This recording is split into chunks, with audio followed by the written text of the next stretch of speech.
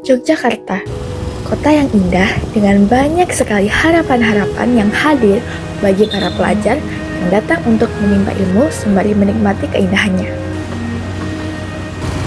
Menjadi kota yang penuh dengan keragaman budaya, kuliner yang memanjakan lidah, serta orang-orangnya yang ramah, membuatnya melekat di hati.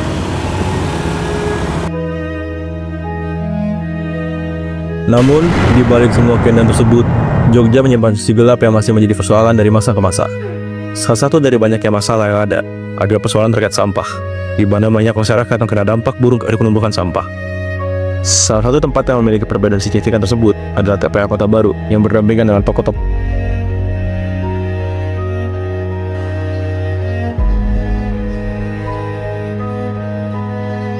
Bagaimana sih kondisi lingkungan sehari-hari Mas Ridwan semenjak tumpukan sampah di TPS di daerah sini menumpuk? Misalnya seperti bau, lalat, polusi udara, atau gangguan kesehatan lain. Ada. Apa tuh Mas? Ada semua itu. Bisa dijelasin nggak Mas? Lalat, ya bau, terus gangguan kesehatannya ya. Mungkin butuh air, kan airnya ngalir dari sampah terus ke bawah. Nah itu sangat mengganggu. Sejauh mana sih Mas Ridwan merasakan dampak dari penumpukan sampah terhadap kesehatan Mas Ridwan dan keluarga? Apakah ada keluhan seperti gangguan pernafasan, infeksi, atau penyakit lainnya yang berkaitan dengan sampah? Jauh banget. Apa? Jadi ada masalah di pernafasan ya, kayak bau. Iya, bau banget. Sampai customer tuh pada pergi.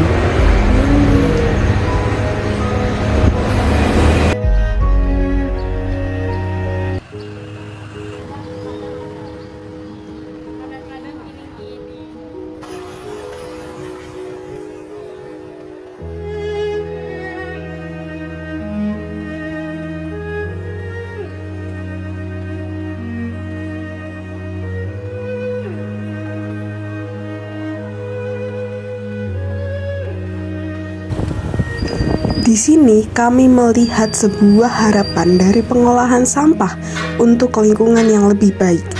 Pengolahan sampah plastik pirolisis hadir untuk membantu meminimalisir sampah di lingkungan dengan cara yang lebih ramah lingkungan.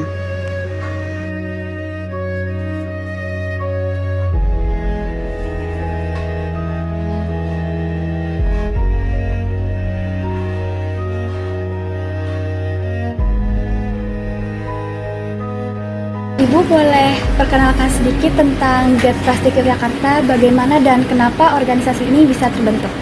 Oke, jadi Get Plastik itu sebenarnya ada di Bali, ini ya biasa Get Plastik Indonesia itu fokus di riset dan pengembangan teknologi pirolisis karena dia mempunyai gerakan namanya gerakan tarik plastik. Jadi visinya itu ingin menarik semua sampah plastik supaya tidak menimbulkan polusi air, tanah, dan udara. Makanya itu diolah dengan teknologi pirolisis yang ramah lingkungan. Ibu boleh jelasin lebih lanjut apa itu pirolisis? Oke. Pirolisis ini sebenarnya dia mesin yang berbasis thermal ya untuk memproses tadi sampah plastik. Dia itu di mesin ini dia tanpa membutuhkan oksigen. Jadi selama proses itu dia tidak membutuhkan oksigen sehingga keluarannya pun tidak ada asapnya. Dan mesin ini dia memecah unsur kimia dari plastik, jadi nanti outputnya atau keluarannya itu ada BBM, ada gas propilin dan juga karbon. Jadi menurut Ibu apa keunggulan BBM hasil dari pirolisis ini dengan BBM fosil? Kalau kami menyampaikannya berdasarkan hasil uji lab ya. Iya. Jadi hasil uji lab yang sudah dilakukan di plastik untuk BBM-nya kan ada solar dan bensin. Nah, kalau yang untuk solar yang sudah diuji sama Lenigas, itu dia setan indeksnya 65,9. Sementara untuk bensin yang sudah diuji sama Pertamina, itu RON-nya atau oktan number-nya itu dia 92,3. Kemudian pengaplikasian BBM ini di dunia nyata itu seperti apa ya? Kalau kami kan nganggap BBM yang keluar itu hanya bonus ya Mbak, karena kan fokus kami hanya ngolah sampah. Jadi supaya hasil bonus yang keluar itu bisa dimanfaatkan orang banyak, itu kami nyasarnya ke solar, maksudnya untuk outputnya. Jadi bensin itu biasanya hanya dikeluarkan untuk ngolah sampah yang styrofoam. Kalau tumpukan styrofoamnya banyak, itu kami produksi bensin untuk melelehkan styrofoamnya, jadi biar pengolahan sampahnya lebih maksimal. Baik. Terus untuk yang solarnya itu bisa kami pakai untuk edukasi ke masyarakat. Oh iya. Karena hasil di sini kan tidak boleh dijual. Oh, boleh dijual. Jadi ada yang kami donasikan ke kelompok tani untuk bahan traktor, untuk alat traktor, terus pompa air. Terus kemudian kami juga pernah uji cobakan ini ke mitra. Jadi sebenarnya kan kami mau uji cobanya ke kendaraan publik ke Trans Jogja, cuma karena ada prosedur yang lumayan agak panjang, jadi kemarin ada yang menawarkan itu shuttle di Sitole. Apa itu? Itu bis pariwisata yang ada di Jeron Beteng, warna hijau. Jadi kami support 530 liter solar untuk uji coba bahwa hasil BBM dari pengolahan sampah plastik ini bisa dipakai untuk bis. Terus kemudian udah dipakai kurang lebih 1,5 bulan, kami uji di di Sub provinsi untuk uji emisinya, dan itu hasilnya jauh lebih bagus dari BBM biasa.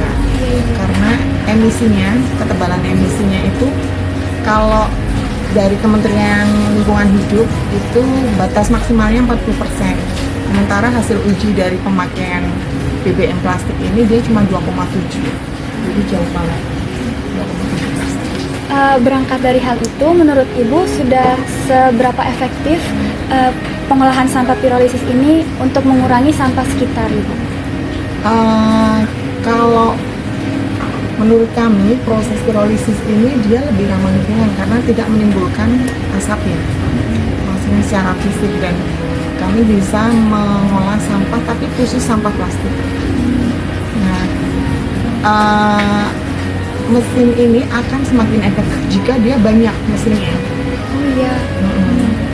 Jadi tidak hanya di satu tempat, tapi bisa di beberapa tempat. Maka plastik-plastik yang selama ini cuma numpuk di TPA itu bisa diproses dan memunculkan bonus gitu.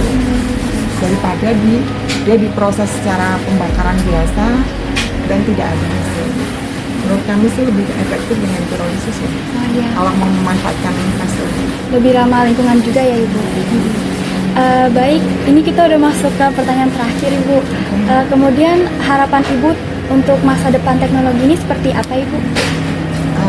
Jadi karena ini sebenarnya adalah tempat untuk belajar ya, learning center di sini itu ruang edukasi, kan banyak mahasiswanya yang datang dan melakukan penelitian.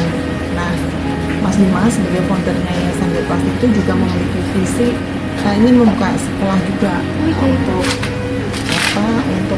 pengembangan dari teknologi ini supaya tidak berhenti di jalan gitu. Jadi generasi muda, generasi penerus itu bisa mengembangkan lagi teknologi ini supaya bisa mengolah sampah plastik yang semakin lebih efektif dan efisien. Selain membantu mengurangi sampah sekitar, ini juga memberi edukasi ke masyarakat sekitar. Betul, ya. Dan juga sebagai wujud dari bela rasa ke saudara-saudara kita yang terdampak dari pengolahan sampah yang kurang bijak. Kalau kita kan di sini rumahnya jauh ya dari TPA ya, jadi tidak merasakan sampah-sampah yang tidak terkelola dengan baik. Nah, bagaimana dengan saudara-saudara kita yang rumahnya di sekitar TPA? Mereka itu nggak ada salah loh, mau itu bukan sampahnya mereka, tapi mereka terdampak. Jadi mereka yang merasakan baunya, menderita karena air lidinya, dan melihat pemandangan yang kotor gitu, akibat dari dari pengolahan sampah yang kurang bijak dari masing-masing pribadi. Makanya bentuk dari pengamalan tadi betul-betul Pancasila itu untuk keadilan sosial, dan juga bentuk dari sila pertama juga sebagai bentuk gimana kita bertanggung jawab pada Sang Pencipta dalam tata kelola sampah.